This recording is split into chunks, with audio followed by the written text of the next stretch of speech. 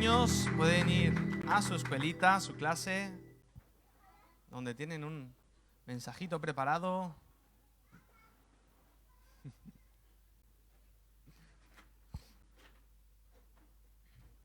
¿Qué tal, iglesia?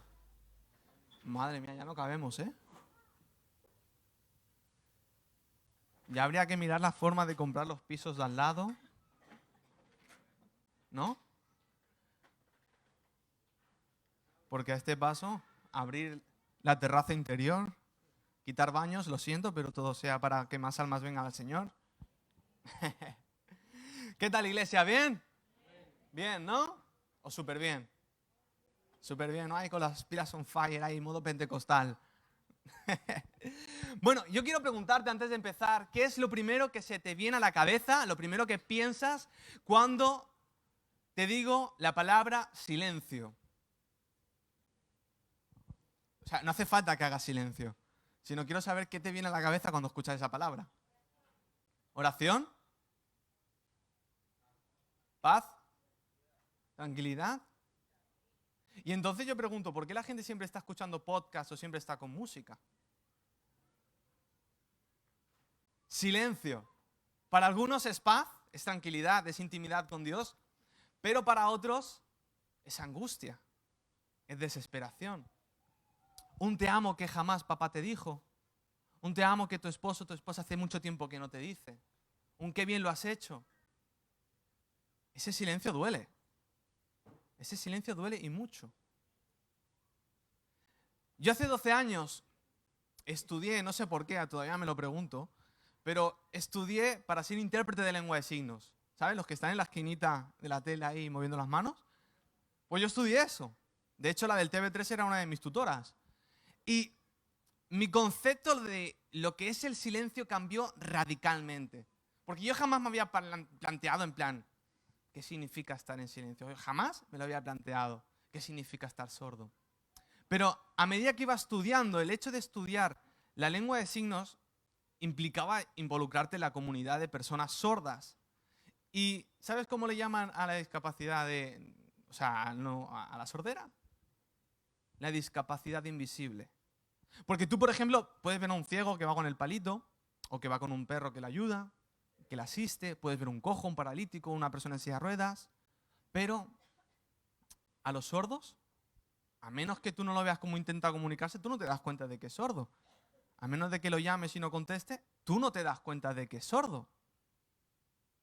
Y otro problema que tienen, el principal problema que tienen es el aislamiento.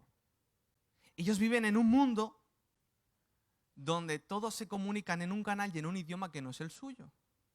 No sé si alguna vez te lo has planteado. Porque dices, vale, tiene subtítulos, pero en la vida real no hay subtítulos. Tú no vas al súper y ves subtítulos justo debajo de la persona que te está hablando. De hecho, yo en más de una ocasión he tenido que echar un cable a algún sordo que he visto en alguna situación complicada para comunicarse en el autobús, en el supermercado. Porque viven ese aislamiento, esa falta de comunicación, ese silencio. Yo quiero hablarte en esta mañana de 3 personas que vivieron y experimentaron un silencio de los que te llevan al extremo. Un silencio desesperanzador, un silencio de los que duelen. Por eso he titulado el mensaje de hoy, un silencio ensordecedor. Algo paradójico, ¿eh? Pero es para que te quedes con el título. Entonces, si me podéis acompañar a Lucas capítulo 2, versículos 25 en adelante, por favor.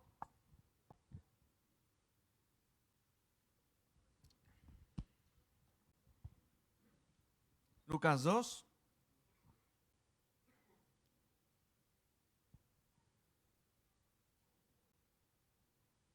¿Lo tenemos? ¿Sí? ¿Lo has encontrado en la YouVersion? ¿Sí? Perfecto, pues leemos la palabra en el nombre del Padre, del Hijo y del Espíritu Santo. Amén. Y dice, y he aquí había en Jerusalén un hombre llamado Simeón, y este hombre justo y piadoso esperaba la consolación de Israel, y el Espíritu Santo estaba sobre él. Y le había sido revelado por el Espíritu Santo que no vería la muerte antes de que viese al ungido del Señor. y movido por el Espíritu vino al templo. Y cuando los padres del niño Jesús lo trajeron al templo para hacer por él conforme al rito de la ley, él lo tomó en sus brazos y bendijo a Dios diciendo: ahora, Señor, despides a tu siervo en paz, conforme a tu palabra. Porque han visto mis ojos tu salvación, la cual has preparado en presencia de todos los pueblos, luz para revelación a los gentiles y gloria de tu pueblo Israel. Estaba allí también Ana, profetisa, hija de Fanuel, de la tribu de Aser, de edad muy avanzada, pues había vivido con su marido 7 años desde su virginidad y era viuda hacía 84 años. Y no se apartaba del templo, sirviendo de noche y de día, con ayunos y oraciones. Esta, presentándose en la misma hora, daba gracias a Dios y hablaba del niño a todos los que esperaban la redención en Jerusalén.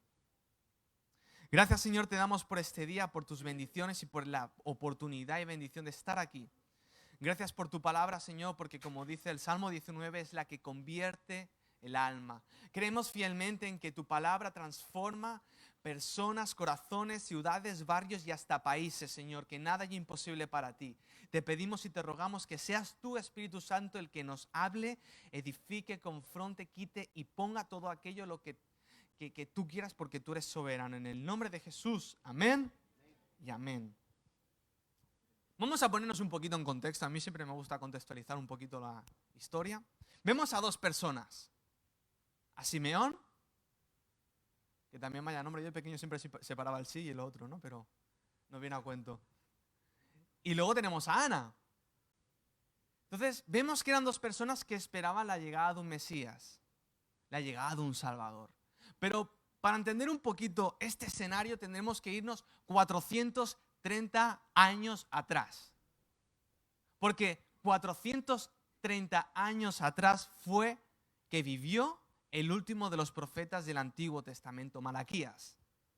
Y estos años, estos 4 siglos, son los conocidos 400 años de silencio, porque fueron 4 siglos en los que no hubo ni milagros, no hubo ni prodigios, no hubo ni palabra de Dios, ni nuevos profetas, nada.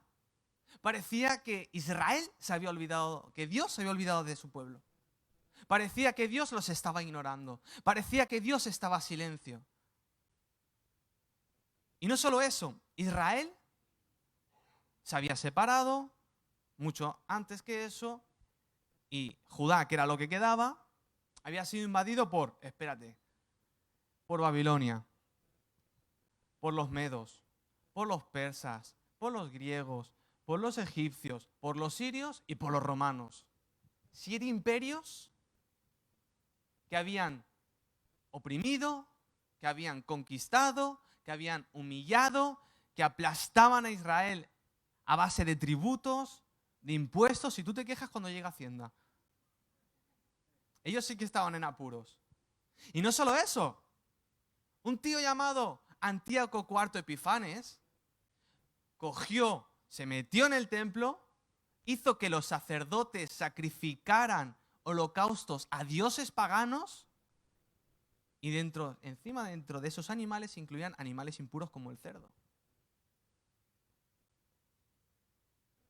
Y por si esto fuera poco, el Imperio Romano pone de rey títere a un descendiente de Saúl, al padre de Herodes, en lugar de un descendiente de David.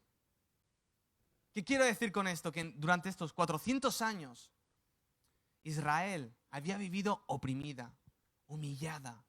Una y otra vez vivía pisoteada. Por lo que era normal que la gente esperara que viniera un Mesías, un Salvador, que los quitara de encima a Roma, que pudieran ser libres, que pudieran ser independientes, que pudieran decidir su propio futuro. Pero no.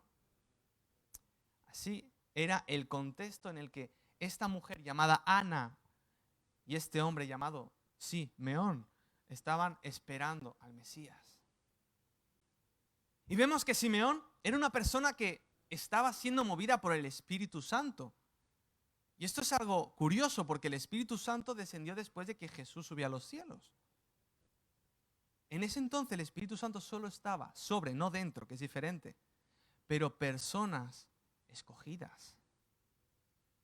Por lo cual era una persona muy devota, era una persona que tendría que ser, como dice la palabra, era piadoso. Una persona que buscaba con sinceridad a Dios. Por el otro lado tenemos a Ana, una persona mayor, que también había recibido la promesa de que podría y que iba a ver al Señor Jesús antes de que muriera. Era mayor. Dice que a los 7 años de casarse se quedó viuda. Vale. A eso súmale 84 años que llevaba ya viuda. Y a eso súmale la edad a la que se casó. O sea, tenía sus añitos la señora. Pero a pesar de todo, estaba ahí. Y ser viuda en esa época no era lo mismo que ser ahora. Porque ahora tienes tu pensión, más o menos normalita. Si tienes alguna que otra ayuda, quizás. Pero en esa época, ser viuda significaba depender por completo de la caridad de la gente. No tenías una fuente de ingresos. Porque aquí no pone que Ana tuviera un negocio, que tuviera casas alquiladas, que tuviera criptomonedas. No ponía nada de eso. Aquí pone que era viuda, que llevaba muchos años viuda. Ana conocía perfectamente lo que era el silencio, la soledad. Y quiero que tengamos en cuenta estos dos personajes porque ellos vieron, sufrieron y experimentaron también en carne propia el silencio de Dios. Pero al mismo tiempo nos demuestra cuál debería ser nuestra actitud cada vez que pasemos por una de estas circunstancias. Porque tarde o temprano llegan los silencios de Dios. Tarde o temprano. Si no lo estás viviendo ahora, si no lo viviste, créeme que lo vas a vivir. Unos lo llaman desiertos, otros silencios, otros temporadas difíciles de escasez. Lo puedes llamar como quieras, pero esas temporadas llegan. Y tenemos que estar preparados, tenemos que saber cómo actuar en esa época. Entonces, ¿cómo esperamos o cómo vivimos esa espera? Primer punto, deja que el Espíritu Santo te mueva y guíe. Porque cuando llega esa época, lo primero que buscas es solucionar las cosas a tu manera. Tenemos el ejemplo de Abraham. Abraham, que pasa el tiempo y aquí nada. Yo tengo una sierva, se llama Agar, si quieres, pero todo sea por la descendencia prometida. ¿Y qué pasó? Se lió un berenjenal. Agar luego discutiéndose con Sara, la mujer de Abraham, se peleaban a cada rato, luego que si Abraham las despide para que se vaya, luego que se encuentran solas en el desierto, luego que Ismael, que es el hijo de Agar con Abraham, se peleaba con Isaac a cada rato. O sea, se lió una porque Abraham y Sara quisieron hacer las cosas a su manera. Dios le dijo, yo te voy a dar descendencia, tranquilo. ¿Fueron unos cuantos años de espera? Sí. ¿Años de silencio? Sí. Pero en ese silencio fue que se fue formando aquella amistad entre Dios y Abraham. Por eso Abraham es el amigo de Dios. Porque confiaba en él. ¿Tuvo su tropiezo? Sí, pero aprendió.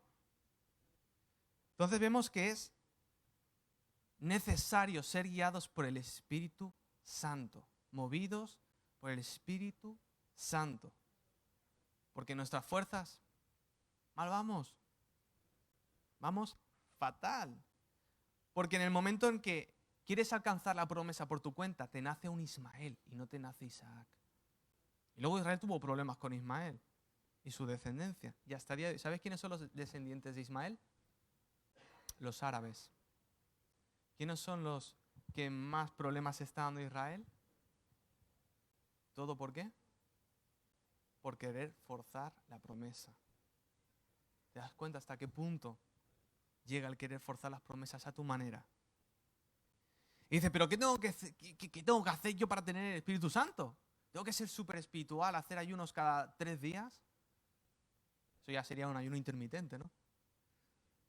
Dice Romanos 8:14, dice, porque todos los que son guiados por el Espíritu de Dios, estos son hijos de Dios. En otras palabras, Si aceptaste a Jesús en tu corazón, pasas a ser hijo de Dios. Y si eres hijo de Dios, el Espíritu Santo está en ti y Él es quien te guía. ¡Ya está!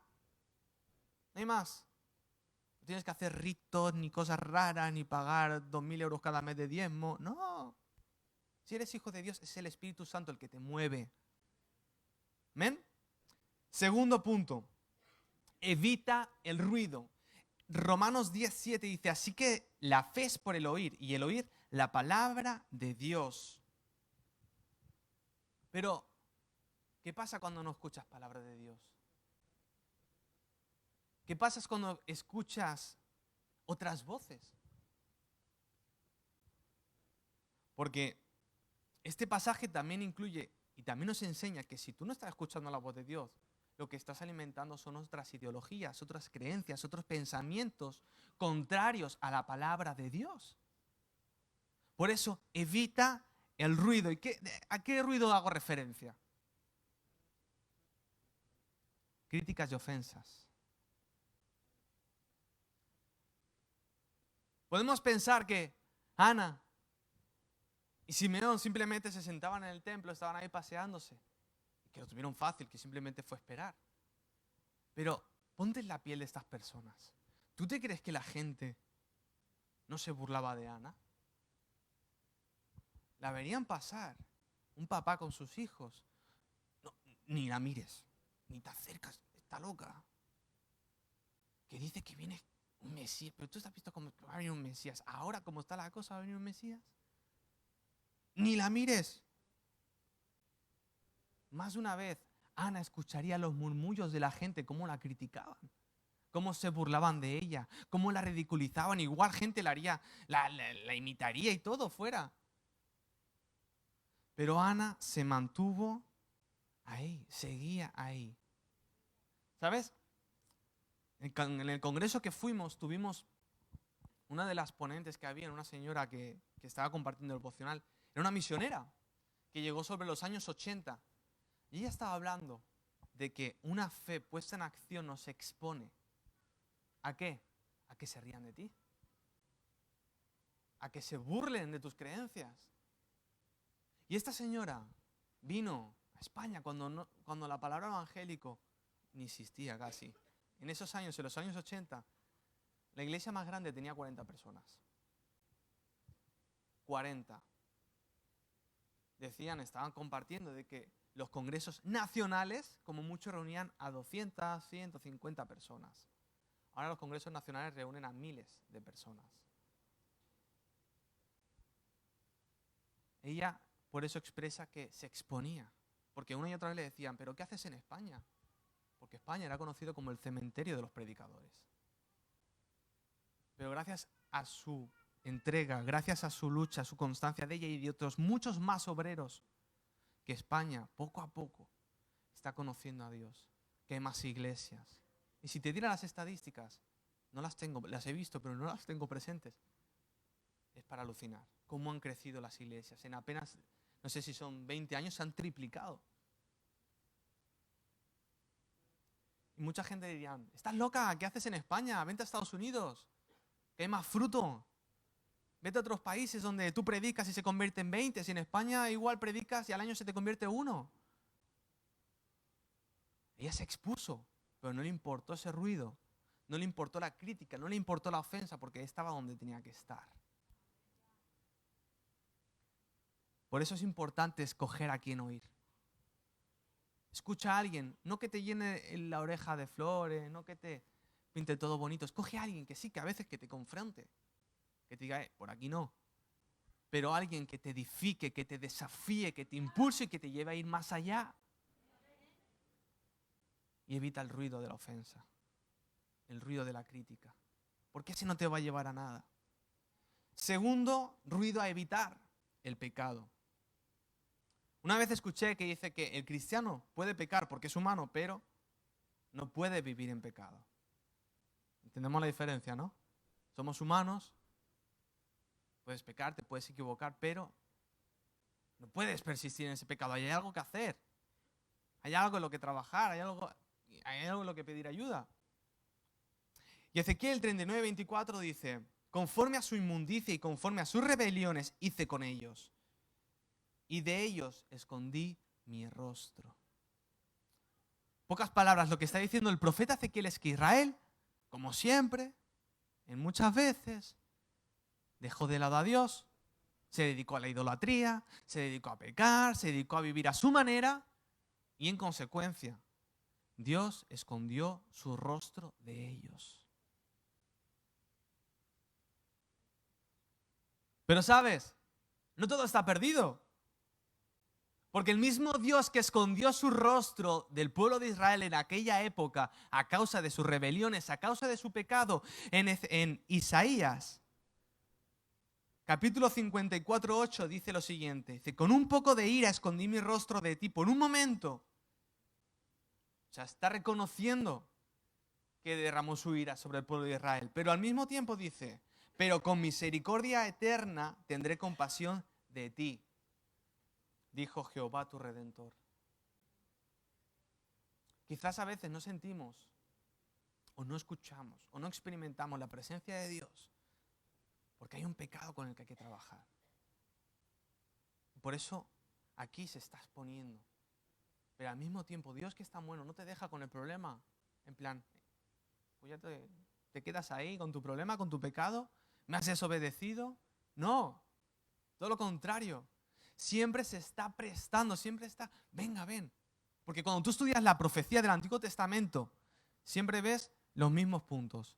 Por aquí estás mal, por aquí estás mal, por aquí estás mal. Pero si te arrepientes, si vuelves a los caminos, te perdonaré y restauraré y te llevaré por otro lado lleno de bendición, por otros caminos. Siempre se ve esa misma dinámica y así es como Dios funciona. Y tercer ruido, el desenfoque. Porque vivimos en la época de la sobreinformación. Y ayer el hermano José hablaba del desenfoque, unas fotos que le hizo a Trump y a Obama. Y hablaba de cómo el no estar enfocado en ese mismo momento no le permitió hacer la foto correcta a Donald Trump.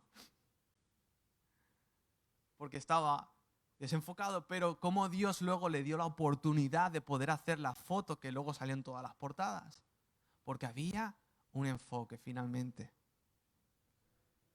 Por eso vivimos en la época de la sobreinformación, del exceso de ocio. ¿Tú quieres ponerte a leer la Biblia? ¿Hacer tu devocional? ¡Pling, pling! Pero si son las 7 de la mañana, ¿quién me escribe un WhatsApp? Pues te lo escriben. O una notificación del Instagram, un TikTok, o de repente que tienes que pagar Netflix, cualquier cosa. Pero la sociedad en la que vivimos está diseñada para que te olvides de Dios.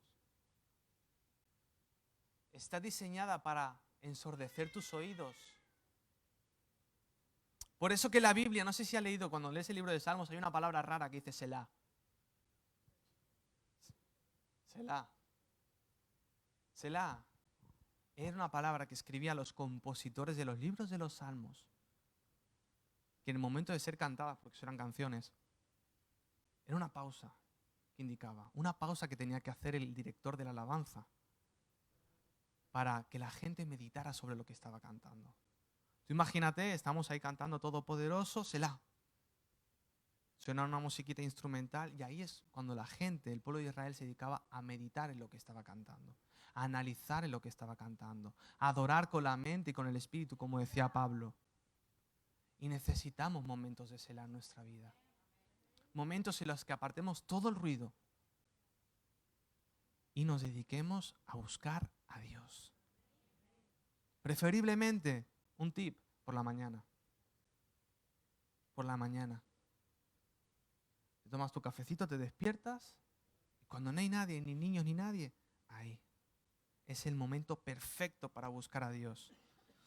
Más o menos sobre las 3, no, tampoco, pero... Si no, luego hay hermanos que, no, yo me levanto a las 3 y estoy 4 horas orando y yo, gloria a Dios. Eso es un don, ¿eh? Entonces hemos dicho que la actitud correcta ante el silencio primero fue ser movidos y guiados por el Espíritu Santo. Evitar el ruido. Hemos hablado las clases de ruido que hay que evitar. Y tercero, servir en la casa de Dios. ¿Dónde estaba Ana y Simeón? Constantemente, noche y día, en la casa de Dios. No estaban en la casa de Paquita contándole sus penas. No estaban en el bar contándole sus llantos. No estaban con los colegas en la plaza. Estaban en la casa de Dios. Habían hecho de la casa de Dios su refugio. Pero no simplemente iban para estar sentados.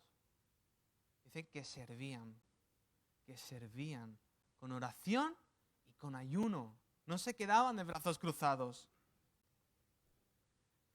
Y es que en la Biblia tenemos otro ejemplo, otra Ana, que estaba esperando un hijo desesperadamente. Su esposo, el Cana, que también tenía otras mujeres, que también vaya tío, tenía otras mujeres. Y la otra mujer tenía hijos y se burlaba de Ana. Decía, mira, yo tengo un montón de hijos, tú no. Y era constante esa burla, era constante esa humillación. Pero Ana no se rendía. Ana en ese silencio iba al santuario, iba al templo, lloraba. Hasta tal punto que decía al sacerdote, pero ¿qué es muy pronto para estar bebiendo? ¿Qué haces? O sea, cualquiera dice, no bebas, ¿no? Pero dice, espérate, es como si le dijera, espérate más tarde, ¿no? Pero prácticamente dice, estás borracha. La Biblia lo suaviza, pero le estaba diciendo eso, estás borracha, ¿qué haces aquí? Y tan temprano, tienes un problema. Y ella le responde, no estoy borracha, no estoy ebria. Estoy clamando a Dios con todo el dolor de mi alma para que me dé un hijo. Y cada año iba a la casa de Dios. Hasta que le dice el sacerdote, vete tranquila, Dios ocupa. Y se quedó embarazada. Y no solo de Samuel, porque luego vinieron unos cuantos. Ella pedía un hijo y le dieron más. Y le podía decir a la otra, mira, tú te has quedado embarazada, pero a mí me lo ha dado Dios. No.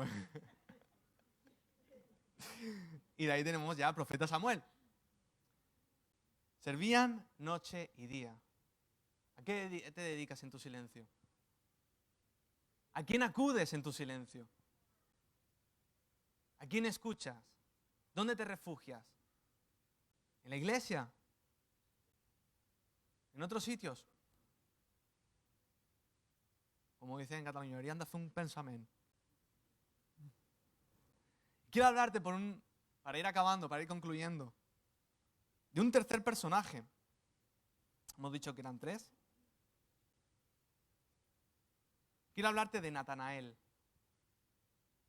Es curioso este caso porque tanto Simeón como Ana y Natanael, tú te los lees así como por encimita, ¿no? Tú sabes cuando ves la Biblia, igual que haces con las genealogías, porque no te las lees seguro, te las saltas rápido, ¿verdad? Solo vas a los milagros. Jesús hace exorcismo, Jesús predica y se convierte en 2000, 3000. Pedro también. Pero hay pasajes pequeñitos, hay pasajes breves, que es un tesoro, que es una gran perla, como dice la Biblia, es una perla de gran precio, ¿no? En Juan capítulo 1 encontramos a Natanael, versículos 45, dice, Felipe halló a Natanael y le dijo, hemos hallado a aquel de quien escribió Moisés en la ley, así como en los profetas, a Jesús, hijo de José, de Nazaret. Natanael le dijo, ¿de Nazaret puede salir algo bueno? Le dijo Felipe, ven y ve. Cuando Jesús vio a Natanael, se le acercaba y dijo de él, he aquí un verdadero israelita, en quien no hay engaño. Le dijo Natanael, ¿de dónde me conoces? Respondió Jesús y le dijo, antes de que Felipe te llamara, cuando estabas debajo de la higuera te vi. Respondió Natanael y le dijo, Rabí, tú eres hijo de Dios, tú eres rey de Israel. Respondió Jesús y le dijo, porque te dije te vi debajo de la higuera, ¿crees? Cosas mayores que estas verás. A Natanael se le había enseñado desde que era pequeñito en la sinagoga que el pueblo de Israel tenía un Dios todopoderoso. Se le había enseñado que ese Dios creó el cielo y la tierra. Se le había enseñado de que ese mismo Dios abrió los mares, abrió el río Jordán, envió plagas sobre la nación más poderosa del mundo en aquel momento, sobre Egipto. Estremeció su imperio y dejó salir a su pequeño pueblo. Le hablaron de un Dios que hacía descender fuego del cielo, de un Dios que hacía maravillas, que sanaba leprosos, que levantaba muertos. Pero Natanael veía a su alrededor y sinceramente decía, ¿pero dónde está ese Dios? ¿Dónde está ese Dios del que me han hablado? Y dice la Biblia que estaba en la higuera. La higuera era el lugar favorito de los judíos, sobre todo de los rabinos, para estudiar la Torá, para orar y buscar a Dios en la intimidad. Era un lugar de intimidad. Y Natanael constantemente iba a la higuera. Y no simplemente iba a cantar 2 coritos y a leer un salmo, no. Iba a derramar su alma, a preguntarle a Dios con total sinceridad, Señor, ¿dónde estás? ¿Qué pasa con tu pueblo? ¿Por qué no actúas? ¿Por qué no te mueves? ¿Por qué dejas que pase todo lo que pasa? Tanta sangre, tanta violencia, tantas masacres, tantas humillaciones. Se has tan profanado tu templo en más de una ocasión y no has hecho nada. ¿Dónde estás? ¿Será que no existes? ¿Será que estoy hablando con el aire? Dime, ¿alguna vez a alguien le ha pasado eso? Pero de repente viene Jesús, Pedro y sus amigos buscan a Natanael. Hemos encontrado a Jesús al que tanto buscabas. ¿Sabes por qué? Porque Natanael no escondía sus dudas, no escondía sus problemas, no escondía aquella falta de fe que tenía en aquel momento. No se presentaba en plan, yo soy Natanael, el futuro discípulo de Jesús. Alabado sea el Señor. Porque hay muchos tipos que van así por la vida. Gloria a Dios. Y parece que en su vida han tenido un problema. No ves cicatrices en su experiencia, en su vida, en su ser, en su testimonio. No ves derrotas, solo ves triunfalismo. Una persona que jamás ha tenido una sola duda.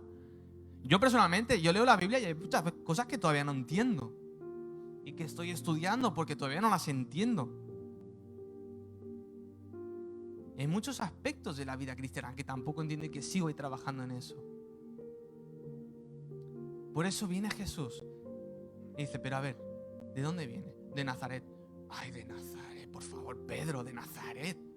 Es como si me dijeran de las 3.000 viviendas, del Raval, de la mina. ¿Qué va a salir de ahí? ¿Qué me estás contando, Pedro? Que sí. Si no te lo crees, ven conmigo, ven, vamos a verlo. Y conoce a Jesús personalmente. Y Jesús le dice, aquí un verdadero israelita, alguien íntegro, alguien transparente. Dice, bueno, a ver, se hace lo que se puede. Pero ahí es cuando Jesús le dice, Natanael, cuando estabas en esa higuera, yo te vi. Imagínate la situación. Natanael, cada vez que buscaba a Dios en la intimidad, se percataría seguramente de que nadie lo mirara. Se iba a un lugar apartado. ¿Cómo me puede ver? ¿Cómo? A ver, que sí, que yo te vi. Vi cada lágrima, vi cada clamor, vi cada llanto, vi cada duda que había en ti. ¿Y sabes qué? No solo lo vi, yo estuve ahí contigo. Y Jesús sigue con la conversación y dice, porque te he dicho que estaba ahí en la higuera, porque te he dicho que te vi, ¿crees? Sí, es que a ver, ya es para alucinar. Y Jesús le dice, ¿crees por eso, no? Pues te digo que mayores cosas verás. Mayores cosas verás. Yo no sé aquí quién está pasando por un silencio. No hace falta que levantes tu mano ni nada.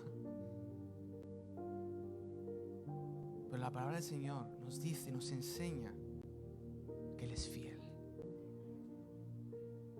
Si Él dijo que va a hacer un milagro en tu vida, que va a traer sanidad, si aquel problema con el que llevas años batallando y parece que no tiene solución, si Él dijo que va a cumplir, cumplirá. No sé cuándo, pero cumplirá, porque Él es fiel. Porque a veces Dios, quiero que te quedes con esto, hace silencio para que quites todo el ruido que hay a tu alrededor y lo busques con sinceridad. Amén. Gracias, Señor.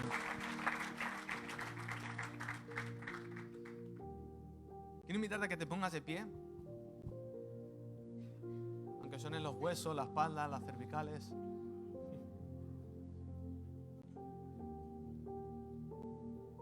En esta mañana, si has pasado por un silencio, por una sequedad, por un desierto, por aquellos momentos en los que parece que Dios te está ignorando, esos momentos en los que parece que Dios no te hace caso, que hay cielos cerrados, que no tienes acceso a Él, que no te escucha nadie. Si en esta mañana te sientes como Natanael, que clamas y clamas y parece que nadie te escucha, Dios te dice, yo he venido a romper el silencio.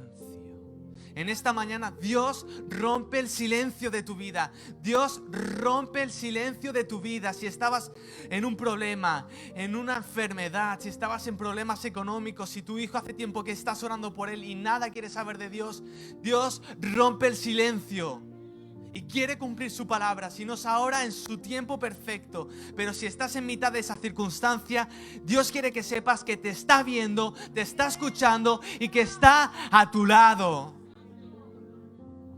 Gracias, Señor. Gracias, Señor, porque siempre estás a nuestro lado.